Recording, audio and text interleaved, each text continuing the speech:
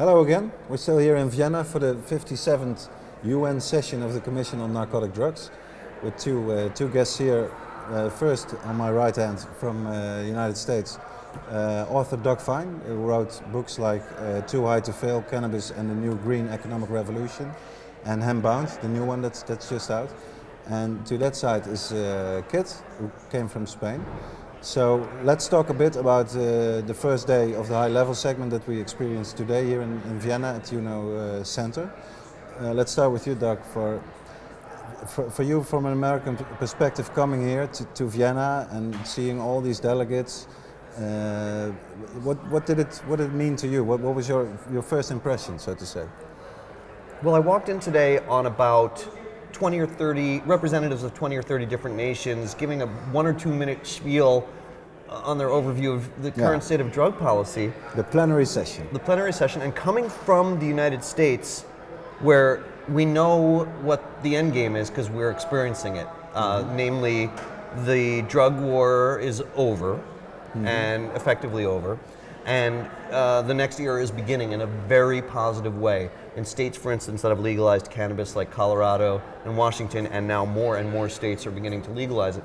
So to come and hear such a wide variety of opinions from a lot of different countries is to me playing a game, because we know what the end of the story is. The end of the story is the failed policy of prohibition is going to end, and more states like Uruguay and Portugal and the US are taking these steps already. More and more are following. It's over, so it's almost a little puzzling to me to have to go through a multi-year process that now looks like it's going to end in 2016 with international law reflecting what you might call reality on the ground. Yeah, reality. So Kit, you were also there at UNO Center. What was your impression? To explain, you are Dutch, but you live in Spain. So you have the Spanish perspective, but also the Dutch perspective. What was your impression of the first day today? First of all, I liked it that there were people from everywhere in Europe. There were a lot of nationalities, and I was a coffee sniffer, a café schnuffler this morning, which was very interesting, all dressed up, and you looked fabulous. I had I had a lot of fun. And can you give the historical perspective on why were you a coffee sniffer today? Frederick the Great, the King of Prussia, in 1781 prohibited coffee. The importing of coffee beans, because he wanted to keep the money in the country, and he wanted the coffee beans out. So what he did was 400 disabled soldiers, he recruited them to actually go around the city and sniff, and to see if coffee beans were being roasted, because that would mean they were imported, and then people would get punished. It was prohibited to drink coffee. It was not, and which is just as stupid as the prohibition of a plant, namely cannabis, which, you know, so a lot of people don't know that coffee at one stage also was forbidden. You know, people think, oh yeah, it's bad. And I really hate that, because I'm not into alcohol, I don't like it that much, but I like smoking a joint every now and then. But my mom, she's worried, you know, because it's still drugs. If I would drink beer or wine every day, she wouldn't think anything about it. But now she says, yeah, but I'm worried, and I'd rather not you do that. And I'm like, I don't want to do that to her because of some political games, like you say. Really. I like that, what you said. It's true. And the end game is definitely there. It will be legalized. It's the only way to go. Prohibition doesn't work. You're both very confident about this. I like it, of course. But do you, Doug, for instance, do you really think there is no way that this progress that we see in the United States will actually it will stop? Maybe because of another president coming in, maybe because of international pressure, be it from the UN or any other body or whatever. Do you really think it's inevitable that we have the legalization, and we have it pretty soon, maybe? Well, first of all, as a Douglas Adams fan, I know that just about anything in the next, and a Jorge Luis Borges fan, everything in the next moment is possible, so nothing is a certainty in this relative universe. But that said, as a journalist, I would say it is absolutely inevitable that the drug peace era, the alternative to the drug war, that is the thriving economy and increased public safety resulting from the end of the modern drug war, is an inevitability. And I'll tell you where my confidence lies. In the US, the consensus is broadening. It is a cross-platform issue in the US. It's not only Democrats, eh?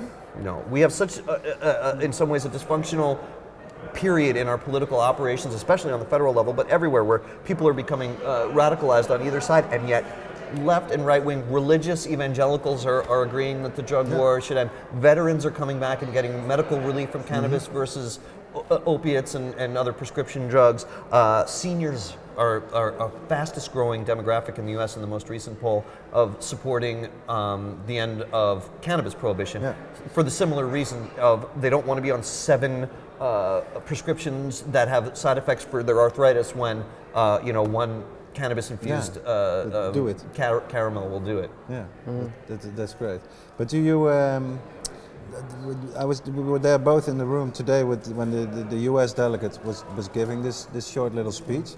I myself was a bit. I thought it was a pity that he didn't even mention Colorado. He didn't even mention Washington State. But I think you have a bit of a different take on it. I want to hear what you have to say about that. But for me, it was inconceivable to hear a U.S. official, a State Department official, speaking publicly on foreign soil, as we always say in the U.S., about things like harm reduction and reduction of criminal penalties and alternatives to imprisonment for people that use various substances. And of course, it's not nearly the truth. As you say, it doesn't reflect the real truth of what's happening in the U.S., which is legalization of cannabis especially, and broad support of it. But I like to think of it, any excuse to be a little bit patriotic in this cynical age, and I say, hey, we Americans got us into this drug war.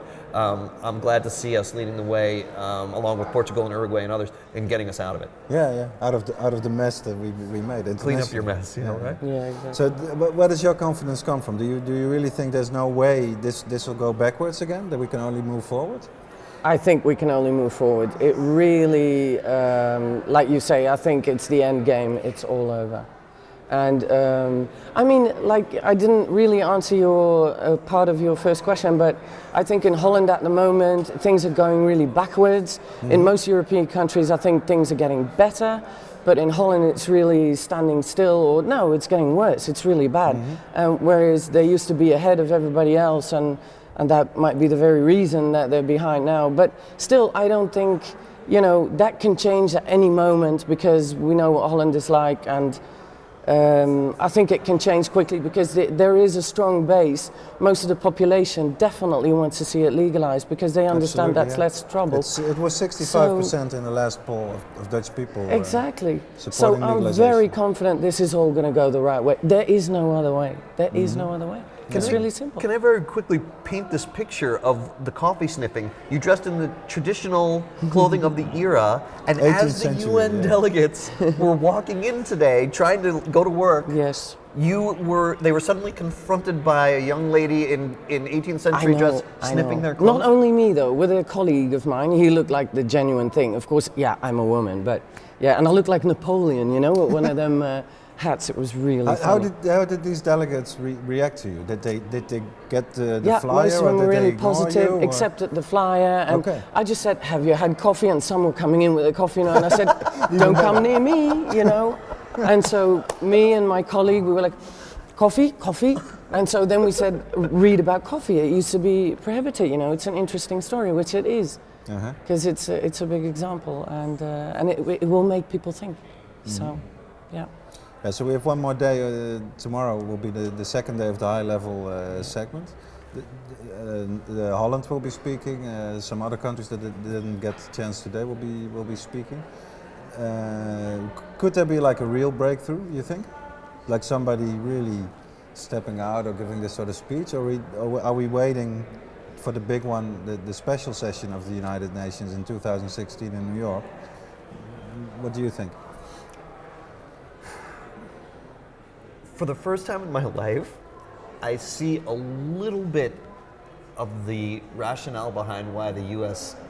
doesn't often take international treaties absolutely seriously. Or maybe I should rephrase that differently. Any country that can ignore treaties tends to ignore treaties. And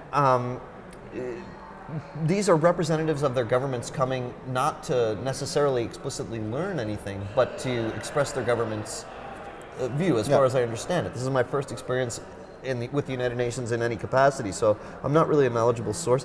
It strikes me that behind the scenes, after the high session is over, the real discussions are going to happen and push the debate forward. And that's why I want to be here for that, to sort of, from a journalistic perspective, explain what's happening in the US and why it is working. And it's better, I say this as a father, why it's better for our society and public safety to end the drug war.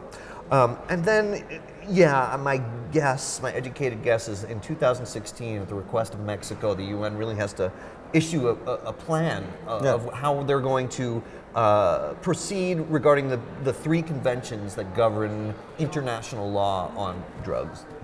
And I think that's where the change will come. And Kit, will you be in New York in 2016 as a coffee sniffer, you think, or? Well, I don't think coffee sniffers have ever existed in the US, but That's true. Yeah, I don't know. We'll see. We'll think of something else, I'm sure. But yeah, who knows? But I really think that the groundwork needs to be done now. You can't like sit back and think, oh, it'll all be okay at the Grand Assembly, or that's what it's called, I think. Yeah. And you have to push it in that direction, And, So you have to support Encod, become a member. Support Encod. Oh, that for sure. And get this done.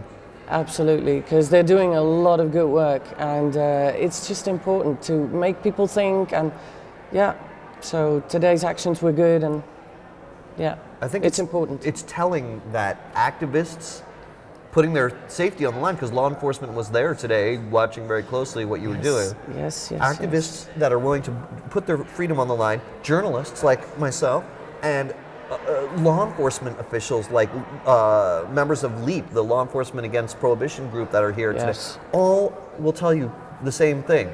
Yeah. It's time to end this drug war. It didn't work. Exactly. Okay, well thank you both very much. Thank you. You're welcome.